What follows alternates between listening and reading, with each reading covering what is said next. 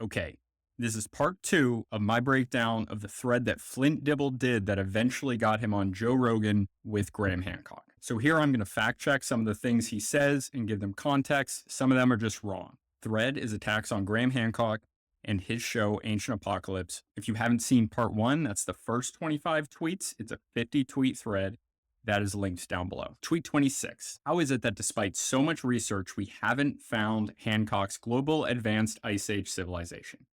Look around you. Look at the streets, cars, skyscrapers, bottles, and cans. We're a global advanced civilization, and there's no way future archaeologists wouldn't find us. So number one, most of your research is centered in Europe. Graham talks a lot about the Sahara and the Amazon. Flint didn't like to answer those questions when they were asked of him when he went on Joe Rogan. Graham also never claimed that the civilization was like ours. In fact, the opposite. Just because something's advanced does not mean that it is industrial and uses metal and skyscrapers. Nobody argues that the Aztecs aren't advanced, even though they didn't have large-scale metallurgy. And Graham even defined what he means by advanced, even though this is a general idea in anthropology that I think Flint probably knows. But Graham describes what he means, and it's explicitly not this type of civilization that we have. Tweet 27. Again, Hancock's argument is based on negative evidence. His flood has wiped out evidence for a lost ancient civilization, but somehow not all the abundant evidence for actual people who lived at the time. I'm confused, aren't you? I am confused. I am confused because one of the main things that Graham argues about is sites that archaeologists have not studied in depth enough, or in places where they haven't studied a lot, like the Sahara or the Amazon, which are not as studied. Graham also uses different types of evidence than just archaeological evidence, which Flint has been repeating as Graham Hancock, admitting that he has no evidence, even though all Graham said was no archaeological evidence. Tweet 28. But an important takeaway point here is that Hancock is presenting this theory of an advanced global civilization as if it's based off his own independent research. It's not. This theory has been around for hundreds of years. It's been disproven repeatedly, but Graham cites other people. I mean, he has his own original ideas of synthesizing that information, but that's what everybody does when they write books. It's not like Graham is the only one doing this. It has parts of other theories which are cited, but the specifics of the theory are his own. Tweet 29. Hey, Dibble just uses this to plug his own thing. Hancock openly admits that his theories directly relate to the story of Atlantis, first told by Plato. It's like he's admitting to something bad here. He's just citing Plato. He cites Plato. It's not a problem. Flint Dibble frames it in such a way that it's somehow nefarious to do this when it's normal. A lot of these things he's describing on. If you're interested in Plato's philosophical allegory of Atlantis and how it relates to archaeology, check out my earlier thread. So it's a thread where Flint talks about how it's an allegory, but Flint doesn't know that it's just an allegory. He doesn't know that. That's his argument, and that's fine. It's a good argument. I'm not sure if it's real or not, but I know that Flint is not sure either. It was just too long ago. He just thinks that it is, and he's presenting that as fact. And Atlantis wasn't first told by Plato. That's just the first record we have of it. But Plato specifically writes down that it was told to him by Solon, who had the information relayed from Egyptian priests. I guess if you view the story as entirely made up, then that information is just part of the story. We're going to go into how myths are real or fake in a little bit. But assuming that the story is an allegory is as unfounded as claiming it's definitely not an allegory. We just don't know. Tweet 30. But this idea of an advanced global civilization from before the flood doesn't come from Plato's Atlantis. It comes from a half-finished fictional novel by Francis Bacon, The New Atlantis. What? Bro, what are you talking about, man? This is ridiculous. That's irrelevant. We're going to go over it anyway, of course. Tweet 31. Plato's Atlantis is just another Greek-style city-state. That is his argument. He supports it with his own evidence. That's okay. It's a fine argument. Doesn't make it a fact. It just doesn't. It's an argument. Defeated by Athens, powerful for sure, but defeated by Athens, not some super civilization, no advanced survivors to teach humans. However, Bacon's Atlantis is a civilization that is advanced, global, and stays hidden after the flood. How can you draw a conclusion from certain parts of Plato's description and take them as evidence while disregarding entirely other parts of it and then call that fact? It seems very, very dishonest to me. That's my opinion. Please like the video if you agree. Tweet 32. In Bacon's story, Renaissance explorers visit New Bensalem, an island in the Pacific inhabited by the survivors of the flood from this advanced civilization. These people are Christians and advanced technologically. They've been watching and guiding the world. Graham doesn't think that they were Christians. He explicitly thinks they weren't Christians. He talks about animism and shamanism quite a bit. He talks about the Amazon and the Sahara, not the Pacific. So that's also another detail that's wrong. And he does not think they're watching and guiding the world from some island or from anywhere. He thinks they're gone with leaving fingerprints. That's kind of the whole point. So no, this isn't Graham Hancock's idea. It's just not. Tweet 33. But Bacon wrote fiction. Hancock isn't getting his ideas from him. Okay, but you said in tweet 30 that this idea of an advanced global civilization from before the flood comes from fictional novel by Francis Bacon. So first you say that it does come from him, and then you say it doesn't. He doesn't explicitly say Hancock here, but that's Hancock's idea. No, he's parodying the first and most popular pseudo-archaeology book ever written, Atlantis, the Antediluvian World, published in 1882 by Ignatius Donnelly, which we listen to most of here on the channel live. And it doesn't say what Flint says it does. Hancock is also not parodying Donnelly's ideas. Tweet 34. Ignatius Donnelly parodied Bacon and about 100 other scholars, philosophers, theologians, and quacks. He brings together everything, real archaeology and fake facts. Fake facts. What's a fake fact? Combined with some wild assumptions to craft a universal narrative that explains all of history. Where is the evidence that Donnelly parodied Bacon? He doesn't provide any. Maybe he's just saying it's because he uses that similar idea, but it's not like this is some crazy idea. Graham doesn't parrot, he cites. I just noticed this. YouTuber archaeologists, anti-intellectualism is the real cancel culture. Flint Dibble is the Charlie Kirk of feminine archaeologists. Tweet 35. That's one of the tells for pseudo-archaeology versus real archaeology. Any narrative that claims there's a single key or hidden pattern that explains all of human history is not real archaeology. Human history and prehistory is complicated. Just look at your own world. Hancock doesn't claim that. How could a theory that explains one event be a key to all of human history? I don't understand the point here. It's one key or hidden pattern. It's like if what Hancock said happened, then it happened. And when you're saying that just because it's an idea that you're identifying as a single key or hidden pattern, which I would say it really isn't. And when he's saying that that idea itself makes it fake archaeology and makes it false facts, it makes it not true, then he's saying that if that were an event to happen, it's outside his realm of understanding or ever claiming is true. He's already closed off to it. It's betraying that it doesn't matter what evidence is brought forth because the idea itself is against his field. Am I wrong on this? Let me know in the comments. I don't know. I really appreciate all the support. All I really ask is that you like and subscribe. And if you'd like to, hit the notification bell to get notified when I go live or post a new video. If you want to support the show monetarily, which is totally not necessary, but I really appreciate it, it's $2 a month on Patreon. That gets you early, unedited episodes. Sometimes they have extra content of 10 minutes. Sometimes it's like 45 minutes. There's like 1 or 2 exclusive videos up there. So if you want to monetarily support the show, you can do it there.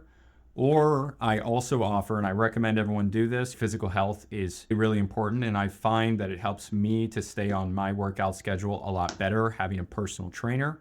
So we have Axios Fitness as the sponsor of the podcast. He does online personalized exercise plans for as low as $25 a month after an activation fee and consultation. I think it's really worth it. I'm somebody who has chronic injuries. It's really helped me out quite a bit with chronic pain. It's way better to have a community of guys that are all working towards the same goal. So the link to the Patreon and Axios Fitness are just below. Let's get back to Flint Dibble. 36. Both Donnelly and Hancock claim that a cataclysm destroyed an advanced global civilization. Survivors of this Atlantis were responsible for agriculture, pyramids, and other monuments, and advanced technology. Myths about gods and heroes were recollections of these survivors. Cataclysm is from the flood myth that's in the Bible and pervasive in a bunch of cultures. Graham and Donnelly claim different types of technology. Understanding myth as having truth is a really normal idea in anthropology. I'll show you that in a second. And Donnelly takes the entire story as fact, while Graham does not. So myths being important to cultures is very normal in anthropology, specifically cultural anthropology, which is what I enjoy the most. This is from Sean O'Neill, who's an anthropologist from the Oxford University website. Myth has been on the short list of key concepts in anthropology from the very start, emerging out of work with oral literature in pre-literate societies where sacred narrative is all but universal throughout the world's many thousands of indigenous cultures. So sometimes this stuff is true, sometimes it's not. Often it's a mythologized version of the truth. They're all real events, things are exaggerated, things are changed. Some information is added in. This happens in a bunch of different ways in different cultures. So they're not the same idea. Taking some ideas from other people is not wrong, even if Hancock did do it, but he cites Donnelly when he uses anything from him. It's not parroting, and it never was. 837. You might be saying, come on, Donnelly wrote this in 1882. Surely it couldn't be a direct influence on Graham Hancock. It's easy to prove the direct influence from Donnelly to Hancock since there are several citations to Donnelly in his books. It's almost like Graham was citing him openly, and this isn't some hidden nefarious thing. Graham isn't hiding this. And Graham here is citing Donnelly, who himself is citing Friedrich Wilhelm Heinrich Alexander von Humboldt, who was a naturalist, one of these early scientists, basically. He was a polymath, and he explored in the Inca territories. And this is what he reported. We can argue about whether it's true or not, whether he just made things up when he was over there. We don't know. There's not a lot of hard proof for that, but they do have his writings. And Graham, you can see here, cites this work from Donnelly amongst a bunch of other lists of legends that Graham is citing. So it's not like he's taking these huge sections from Donnelly. It's not like he's parroting Donnelly's, it's not like he's taking Donnelly's prejudices with him. He's just citing multiple different accounts to build support using evidence for his argument. And just because this one might not be true, it doesn't make the other ones less true. You have to evaluate them all individually. That's why there's a bunch. It's just to build his case with evidence. This is what you're supposed to do. And yet Dibble continues. A recent tweet from just a few days ago that said that Graham Hancock says he has no evidence, even though he's written a dozen or so books, each filled with dozens or hundreds of citations. You can say you don't like the evidence, but just be honest about it. Tweet 38. But Hancock would fail my class. He never credits Donnelly for the larger narrative, only smaller details. Flint, failing your class would be a badge of honor. Take Quetzalcoatl, which Hancock introduces as the key story of a survivor from Atlantis teaching civilization to the survivors of a cataclysm, a foreign bearded man. We'll see where that really comes from because it doesn't come from Donnelly. You'll see. Tweet 39. This description is directly lifted from Donnelly, who describes Quetzalcoatl below as a white man with a white beard who taught many arts to the Mexicans. And in Magicians of the Gods, Hancock describes him as white, citing Donnelly. All right, so we're going to look at this. He is described as having a white man with strong formation of body, broad forehead, large eyes, and flowing beard. But where does this come from? Because there's a citation right here at the end of this paragraph. And that's from North Americans of Antiquity, page 268. And so Flint should be able to figure out that this really isn't Donnelly's original idea. It's not lifted directly from Donnelly. Well, actually, yes, it is lifted directly from Donnelly, but where did Donnelly lift it from? Graham doesn't even cite Donnelly. He cites North America of Antiquity, page 268, cited in Ignatius Donnelly. So he cites the original work. This is the main citation. But he also cites, as you're supposed to, if you get one of these sources from another source, it's just good writing. It's just good sourcing. This is what you'd expect. This is the proper way to cite. But the idea comes from North America of Antiquities. So who did this North Americans of Antiquities thing? That would be this man, John T. Short. And John T. Short is a professor of history from the 1800s. And that's who Donnelly cited, and that's actually who Graham Hancock cited. He was a professor at Ohio State University, and this here is straight from the Ohio State University website. This is a yearbook from 1883 that describes John T. Short. He was also a member of the American Antiquarian Society, located in Worcester, Mass. and it has a lot of notable members. We have John Adams and John Quincy Adams, Thomas Jefferson, Alexander Graham Bell, not a president, still cool, the last emperor of Brazil, Walter Cronkite, Franklin Delano Roosevelt, and even Teddy Roosevelt. And even more recent, we have Jimmy Carter, RIP, and Slick Willie himself. So Flint Dibble is mad about Hancock citing a source from a guy who's a member of the same society of at least a dozen presidents, including very recent ones. John T. Short also happens to be an honorary member of the Society of History and Political Science at Johns Hopkins.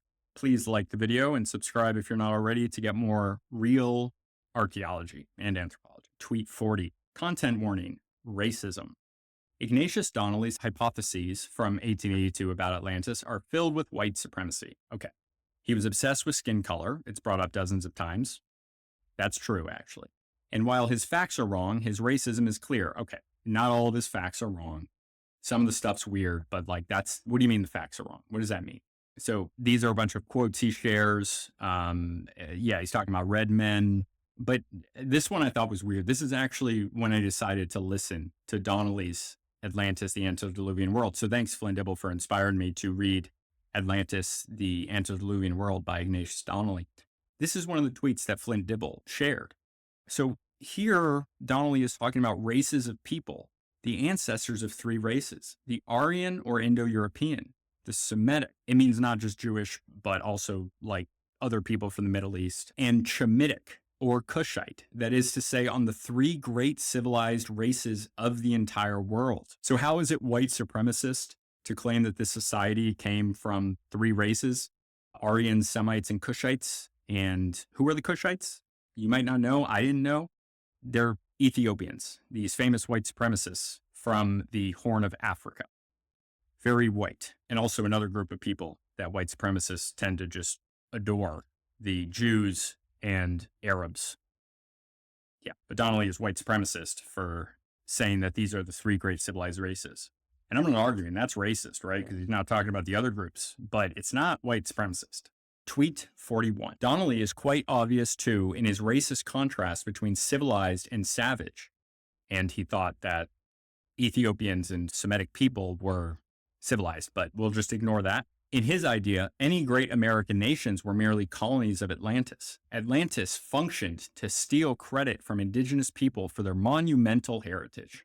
The legend not only points to the East as the place of origins of these races, he's talking about the three great races, including the Ethiopians and the Semites. And yeah, maybe this actually probably is offensive to Native Americans, but it's like the guy was just trying to figure this stuff out, and he was citing Native American myths. So isn't he listening to Native Americans at that point? Stop weaponizing token appreciation of indigenous people for your own goals. Flint, it's gross. Tweet 42. While skin color is not in the TV series, Hancock's books are equally filled with descriptions of white saviors. These representatives, like Quetzalcoatl, are white-skinned and bearded and introduced civilization to more simple people. These are Hancock citing myths. This is citing the Viracocha myth. This myth is indented. It's a quote. That's how you do it in Chicago-style citation. This is a quote taken from somewhere else. These are both quotes. And then here is Graham's own writing, what the traditions seem to indicate. He's talking about these multiple traditions. He's citing other works. That's what's said in those works. What's in those works is what's in those works. If it says that there were white saviors, then I guess those myths say there's white saviors. It doesn't mean there was. Maybe there was a paler group of people. It doesn't mean they were white in the modern sense of the word, but like that's possible to have happened. Just saying that couldn't happen at all just because the concept of a white savior exists and is offensive is anti-scientific. And we can argue about one of these points, like the Spanish changed the myth for their own purpose. I think that's very possible, but that doesn't mean it's not in there, and that doesn't mean that definitely happened. It doesn't mean that Hancock is pushing white supremacy because he's just citing Donnelly, who didn't think that Atlantis was all white people anyway. That's clearly from Flint's own screenshots. We've seen that that's not true. Mentioning white people doesn't make you a white supremacist. White people do exist. I'm right here. Tweet 43. Pseudo-archaeology, in many of its forms, functions to steal credit from indigenous people. It couldn't have been black and brown people who built the monuments. It was Atlantides or aliens or white people. Graham doesn't say it was white people. He cites myths that say that they were pale-skinned, lighter people, white people. Pseudo-archaeology in many of its forms functions to steal credit from indigenous people. Sometimes the people living in a place are not the people who built it. This happens all the time. The Romans built London originally. It was Londinium or something like that. I don't know. British. The Vikings built Dublin, and now it's the capital city. So the capital of Ireland and the capital of England were both not built by the Irish and the English, respectively. And that's not anti-Irish or anti-English to say. That's just the actual truth. That's a thing that happens. I don't know if it's happened in these other places. I'm not sure. But it's not like that idea itself, which is supported by archaeology itself in places like London and in Dublin, means that it's offensive. And if you're deciding already that something that could be true is not true because of your own ideological beliefs, then maybe you're the pseudo-archaeologist. 44. We live in a world filled with conspiracy theories, and this look at Hancock's Ancient Apocalypse reveals some key clues on how to identify them. Be on the lookout for clever explanations for lack of evidence, like an unproven comet in a glacier that leaves no crater. We already covered this. Graham said himself this wasn't what he believes. It's simply not true. Graham Hancock said he doesn't believe this, even though I don't think it's that crazy of an idea, but it's not where Hancock lands. At the beginning of the Younger Dryas, we're on ice caps. When the ice melts away, there's no crater left to see.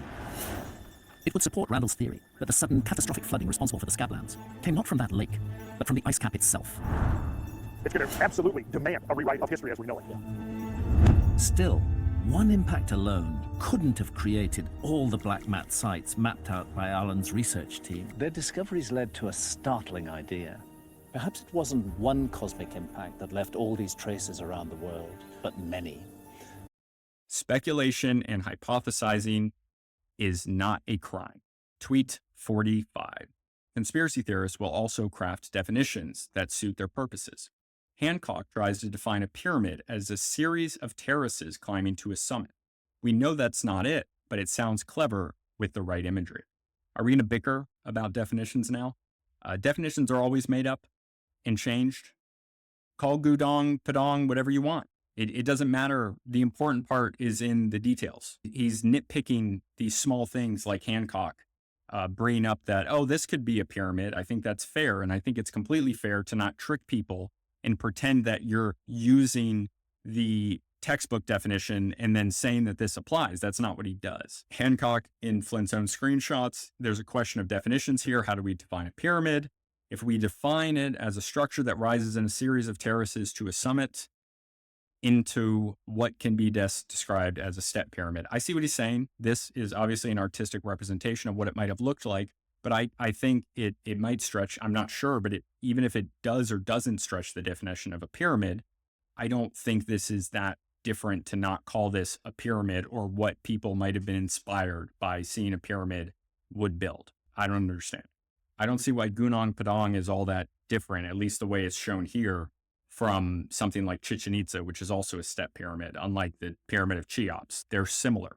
Tweet 46. This is a ludicrous definition. Most human settlements on a somewhat steep slope are a series of terraces climbing to a summit.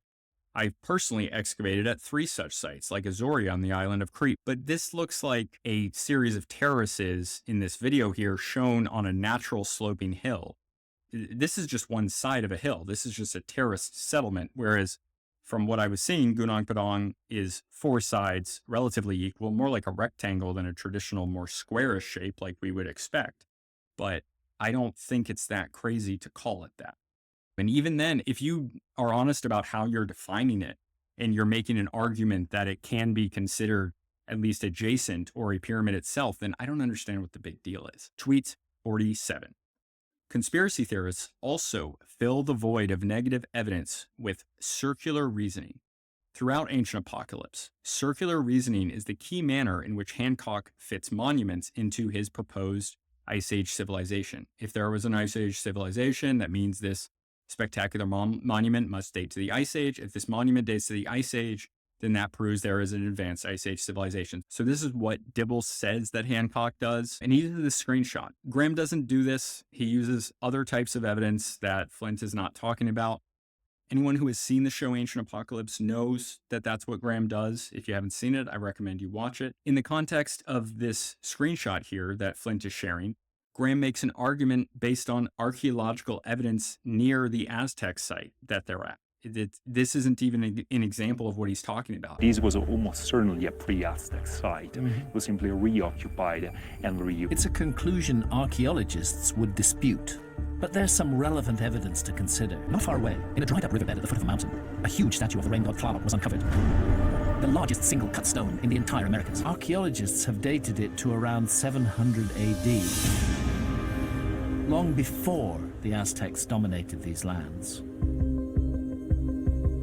It's proof that Tlaloc, the rain god, had already been worshipped in this area by earlier cultures, perhaps under several different names, for nearly 1,000 years, and maybe longer. Tweet 48.